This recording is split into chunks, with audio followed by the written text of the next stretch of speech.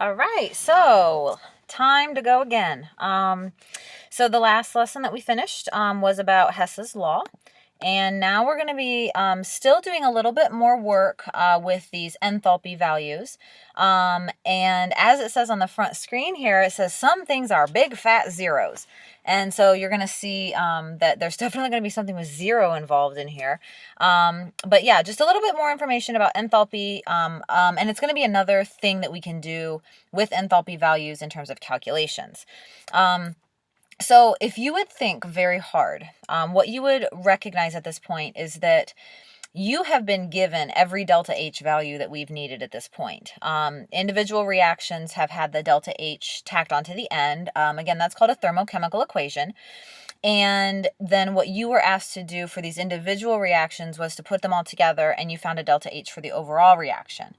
What you're going to learn today is how to get those individual delta H values for individual reactions all by yourself. And that's going to be with the use of one of the simplest equations that you will learn. And yet at the same time, simple always means that there's a little bit of a trick to it that could make it sort of hard, but honestly, this is going to be pretty simple. The hard part comes in just little mistakes, just little silly mistakes. So that's going to be kind of where we're headed today. And so let's get rocking and rolling. All right, so this is all about what's called standard state and standard enthalpy. When we are talking about enthalpy values, anything that you've been given from individual equations, anything that you've calculated through Hess's law, anything, we are assuming that you have standard temperature and pressure. And that phrasing should sound familiar from the gas laws chapter, standard temperature and pressure. Now, the thing though here is we are dealing now with thermodynamics. And so please note in this bullet point that the standard state conditions for thermodynamics is actually 1 atmosphere and 25 degrees Celsius. And if you're really good at remembering things, you might remember that the standard state for gas laws was not the same. In fact, as the box here says, it was actually 1 atmosphere and 0 degrees Celsius. So it's just this goofy little thing. I have no idea why they have two differences. The only thing that makes any bit of sense to me is that with thermodynamics, you're dealing with more realistic conditions. Because let's be honest, that standard state that is used for gas laws, 0 degrees Celsius, when do you do reactions at 0 degrees Celsius? You know, it doesn't make sense. Where 25 degrees Celsius is actually room temperature. So to me, that's the only reasoning behind it that would even make sense, is that they consider thermodynamics to be a more realistic measure of things. But do recognize that they're different standard state conditions. And then this bullet point here that I sort of just glossed right over, I skipped over it actually. Whenever we're talking about standard state conditions, we'll always put a little degree sign by the H. So you'll see the triangle, the H, and then a degree sign, and that indicates standard state enthalpy. So it would look like this, as you can see down here. And if we want to pronounce it, we wouldn't ever say triangle H, the degree sign. We would just say delta H, 0. And so the 0 word is indicating, again, standard state. So just to recognize a little bit of additional symbolism, I guess, just how the symbol has changed a little bit. So we're dealing with standard state conditions. That's the point. All right. So we have dealt a lot with delta H and enthalpy, and we've talked about how it's dependent on the state of matter. So the enthalpy, or again, the heat of a compound is dependent on whether it's, say, water, or whether it's ice, or whether it's water vapor. So all of those are obviously H2O, but the state of matter could be different, and they have different delta H's. So that's something we've talked about previous to this. Something a little new is, and yeah, this is the same thing, takes more heat energy to convert ice to water vapor than to convert ice to liquid water. But something new that we're going to come up with is about states of matter and how different states of matter actually, or I'm sorry, the same state of matter, but it can be a different thing completely. That sounds very confusing. I'll get to that in a second. So anyway, these two processes, as we have talked about before, they will require a different heat of reaction because you're essentially going through more than one phase change in one of them and only one phase change in the other. So it has a different delta H value. So this was the thing that I was mumbling about just a second ago. Some elements will come in different forms, but they are actually the same state of matter. And the two examples that I have for you are, first, elemental carbon. It's a solid. And solid carbon can come in two forms. It can be diamond, which, ladies, I'm sure we all are very excited when we hear about diamonds. And then graphite, which is actually not exciting at all. Graphite is old school pencil lead.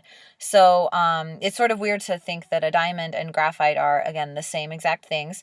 But we have talked about this before with states of matter. If you remember that diamond has that tetrahedral arrangement of carbon atoms, and they are all connected side to side and top to bottom, whereas graphite is actually these hexagon shapes of carbon atoms bonded together in sheets. So the top sheet and the bottom sheet after that and the bottom sheet after that, they're not connected top to bottom. So anyway, they're all made out of just carbon atoms, but they have a different structural arrangement, and that gives the two things different enthalpies of formation. And so they have different delta H zero values. Similarly, if you're talking about elemental oxygen, we know elemental oxygen as being a Hunkelbreff or a diatomic O2, but another option would be O3, which is, again, just composed of oxygen atoms, but that would be ozone.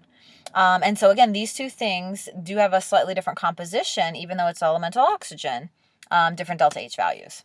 These things that I've just mentioned are called allotropes.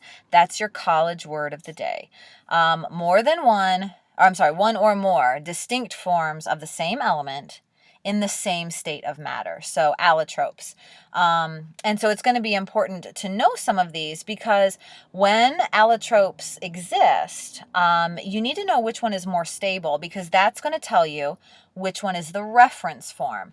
And a lot of times allotropes aren't possible. So something like, for instance, chlorine gas, that's an elemental form of chlorine, and that is a reference form. Any of the other Hunkelbreffs that you can think of. So N2 is a Hunkelbreff. N2 is the elemental form of nitrogen, and it's a reference form. What the heck does that mean is probably what you're asking. Well, what it means is that the delta H0 for that chemical compound is 0. So this ties us back to the opening slide. Some things are big fat zeros. So you are going to be, again, trying to come up with a delta H value for a reaction, and you're not going to be given any information besides maybe some tables and things. And so understanding which things are reference forms, for one, it's going to save you time. But for two, you may feel like you've been given an insufficient amount of information, when in fact, one of the chemicals you're trying to get information about, it might be chlorine gas, for instance, and that's a reference form. And so the number is 0, and that essentially means you don't care if it's there or not, because zeros in terms of the math that we're going to be doing have no bearing on anything. So we'll be weaving this in as we continue. This is actually, I think, a phrase that I dropped just a little bit ago, kind of on accident. Standard enthalpy of formation. So notice the symbol change. You have your triangle for change, or your H for enthalpy, your 0 for standard state, and then your little subscripted F, meaning formation, standard enthalpy of formation. So this is an important thing to understand. What it is, it's enthalpy change for making 1 mole of any substance that you're talking about under standard state conditions. So again, that is 1 atmosphere and 25 degrees Celsius. And you're going to be making this substance from its elements in their reference forms.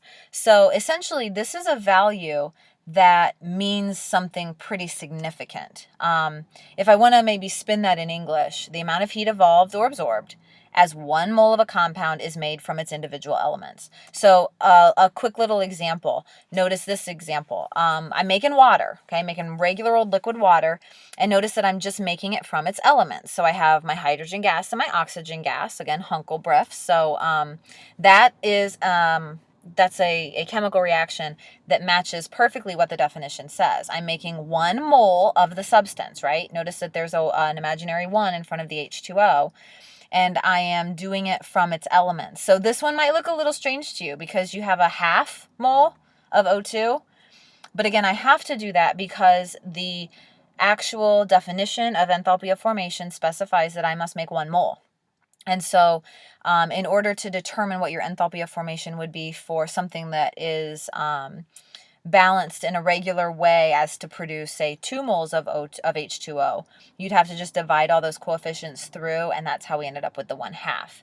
So hopefully that makes a little bit of sense, but that's what these values are representing. So whenever you're going to look up some values, whenever you look them up, that value is for the production of 1 mole of that substance. And then so you can see here it's negative 286 kilojoules per mole. So shouted out is negative 286 endo or exothermic. Hopefully you said exo. And it's actually pretty significantly exothermic. So it's going to release a pretty good amount of energy. So again, we will evolve. That's another word for exothermic. 285.8, which I apparently rounded to 286 above, when 1 mole of liquid water is formed from its elements. So again, standard enthalpy of formation, or delta H 0 sub F. You like that? Say that one more time. Delta H 0 sub F, because the sub means it's subscripted. Man, no. We can like make a rap. You want to make a rap with me? No, okay, I will spare you the rap. Moving on. Okay, so in order to see some of these delta H values, if you could, maybe you need to pause the video, but grab your textbook real quick. You're going to need it. And if you flip all the way to the back, you're looking for Appendix 4, and it's on page A21. So pause if you need to. Okay, so as you look at the appendix, what I want you to notice in the appendix is that you actually have quite a bit more data than you need. Do you see that the first column in the table has your substance and state? So if you look on page A21, the very first thing listed is aluminum solid, and then you have Al2O2 solid, and it continues on.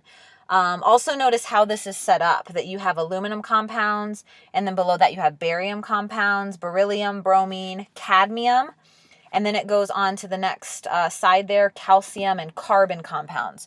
And then go ahead and flip the page and note that it does continue on to the next page with things like chlorine, and then the next page after that, A23, sodium's over there. So just kind of notice how it's set up, and it does go on to A24. Also note, if you go back to A21 with me, also note that you are given delta H, but you're also given something that we haven't talked about yet, this delta G 0 sub F, and then you're also given an S standard. So those are values that we're going to play around with a heck of a lot more as we continue here. But right now, we're really focusing on just the delta H standard sub F, or delta H 0 sub F. So the only tricky part about this is make sure you get the right value, because it's easy to end up in a different column just completely by accident. So that's the only tricky part so far. Okay, so we're going to do an example. Now that you know that there are values in this textbook, again, let's be clear about what these values represent. When you see, for instance, let's go back, A21, look at aluminum solid, the very first one listed, and notice that the delta H 0 sub F is 0. What does 0 mean? Hopefully you responded that 0 means a reference form, and that's correct, meaning that that's the most stable part, or most stable kind of aluminum out there, and so it doesn't actually form it doesn't release or absorb any heat to be made. Then look beneath that, you see Al2O2, and you see negative 1676. Again, that is kilojoules per mole. Notice the units up right under the delta F. And so that 1676 is the amount of energy that would be released or evolved, or you could say it's exothermic, if I'm going to make Al2O2 out of its elements. Well, what are Al2O2's elements? That would be aluminum solid, and that would be oxygen gas. So those two put together, 1 mole of Al2O2 that I make is going to evolve 1676 kilojoules per mole, okay? So again, if any of that's unclear, I will definitely do some reteaching when we get back together tomorrow. And if it was abundantly clear, then I'm sorry for boring you just then. Okay, example. So what I'm going to ask you to do for this example is to find the delta H standard or delta H0 for this reaction. And here's your reaction. So you can see I've got CH4. What's that called? Methane. I have Cl2. What's that called? Chlorine gas. I have CCl4. What would you call that? Carbon tetrachloride. And then I have HCl, which is called hydrochloric acid. And I am looking to find the delta H of that entire reaction. So what I'm going to need to do with this is first understand it is so easy. All you have to do is know an equation, okay? So what you're going to do is first, you're going to turn to Appendix 4 on page A21. Or I did also provide for you a chapter from Ebbing, which we actually will be transitioning into with the next presentation. So there is, within that Ebbing packet, there's also another enthalpy table that you can use. So either one. So you'll turn to the appendix. You will find each chemical listed in the equation, ensuring you have the proper state of matter, because remember, the state of matter matters. That's just fun to say. Say it with me, because the state of matter matters. It's awesome. So do make sure that you found HCl gas, not HCl liquid, okay? Very, very important. Again, this isn't hard, but it's really easy to just kind of mess up a little bit, pull the wrong number, and you got the whole thing messed up. And in step 3, I'm going to ask that you record the H value that you find under each chemical. So you're going to look up the CH4 value, you're going to look up the Cl2 value, look up the CCl4, look up HCl, and just scribble that number right under the equation, or right under the chemical in the equation, okay? So if you want to do that now, feel free. If not, that's fine too, and we'll continue. Okay, so as I said, you're going to use Appendix 4. You're going to write the delta H0 sub F for each compound with the number then beneath it. So here's the equation we were working with. And these are the values that you should have found. 74.9, 0, negative 139, negative 92.3. This is one, because I'm offering you 2 different ways to look this up, the Appendix 4 out of your Zoomdal textbook, plus I also have given you that Ebbing stuff from that textbook. Okay, so confusing as to why, but sometimes the numbers are not exactly identical. So if you happen to pull numbers from the Ebbing, your numbers may be just a twinge bit different than mine.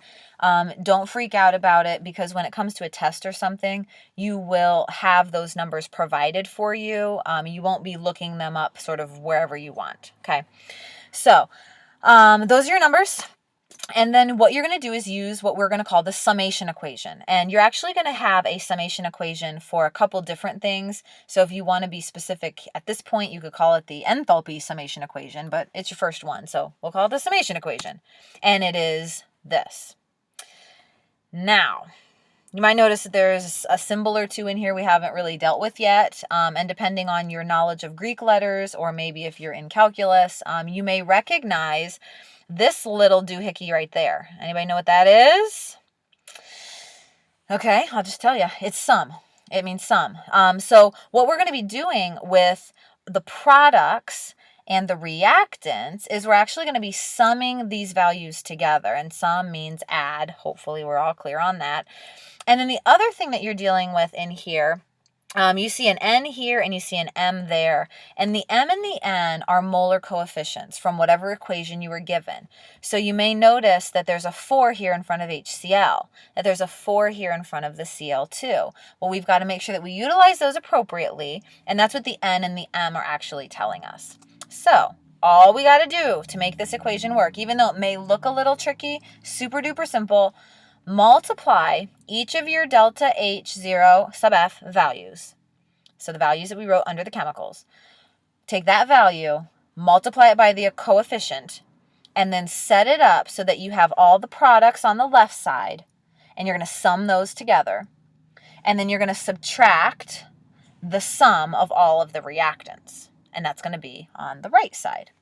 So to make it look exactly like it would, this is what we would produce. So again, you've got coefficients in there, so you can see a 4 right here. Okay, that 4 is attached, being multiplied by the negative 92.3. Well, where did 92.3 come from? HCl. So you can see the 4 here and the negative 92.3, and it said right here in the green, I'm supposed to multiply the coefficient by the delta H value, and then I'm supposed to sum with the rest of the products. So here I've got the negative 139, I multiply that by 1, so here. Notice my use of parentheses and such. This is actually very helpful for when you're utilizing your calculator. We'll talk about that in a second. So I'm going to take the carbon tetrachloride value, multiply by 1, and I'm going to take the hydrochloric acid value, multiply by 4. I'll do that first, think order of operations in math, and then I'm going to add those together as a sum, and then I'm going to do the same thing for the reactants, but then I'm going to subtract those two values that I finally end up with. So a 1 from the methane multiplied by its delta H value of negative 74.9, and then again, like I said, with the math that we're going to be doing, if something is 0, it means it doesn't matter. So you can see here that I'm taking 4 times 0, which is 0, and then I'm adding 0 to my other value. Again, it's nothing. So whenever you get a reference form, like the chlorine gases here, it doesn't matter. So what I would like you to do, and please do this, take out your calculator, try to calculate this value, and let's see if you get the right answer, okay? The right answer is negative 433. Do it on your calculator and try to get the right answer. If you don't get the right answer, it's because of your use of parentheses, okay? So take a second, pause the video, try it. Okay, so I'm going to be willing to bet that out of all the people that have tried it at this point, there are at least a handful that didn't get the value and maybe had to plug it in one more time, or maybe they're not even sure what they did. But your use of parentheses is incredibly important. So you want to make sure you take the 4 multiplied by the negative 92.3, and then take that value added to the 139. Then subtract the 74.9, negative, of course. You've got to think order of operations. There was a reason for learning that in math, and your calculator knows it well. So if you're going to type this all into your calculator at one time, make sure you use your parentheses appropriately. Otherwise, I highly suggest doing each individual bit and then doing all the addition and subtraction. That's really the easiest way to make sure you don't make a mistake. Okay, so that is a quick little example on how this works, and this is actually pretty much as hard as it gets. The typical issues, as I said before, this is really a pretty simple thing to work with, but you are going to encounter some really common mistakes. So I'd like to offer you what are the mistakes and what are the helpful hints to help you get through and over this. First off, the most common mistake is calculator error, which we just spent some time talking about. Make sure you enter the numbers carefully because there is a lot of values, there's a lot of negative signs and decimal points. I would definitely suggest, if you don't feel comfortable with your use of parentheses, total your left side, then total your right side, and then subtract those values, and that's going to help you get the right answer the majority of the time. And also, again, if you're going to use those parentheses, like I mentioned, use them correctly. Your calculator knows order of operations in a mathematical sense. It'll do exactly what you tell it to. So use parentheses properly. If you're having any struggles with it, let me know and I will help you out. I can do that very well for you.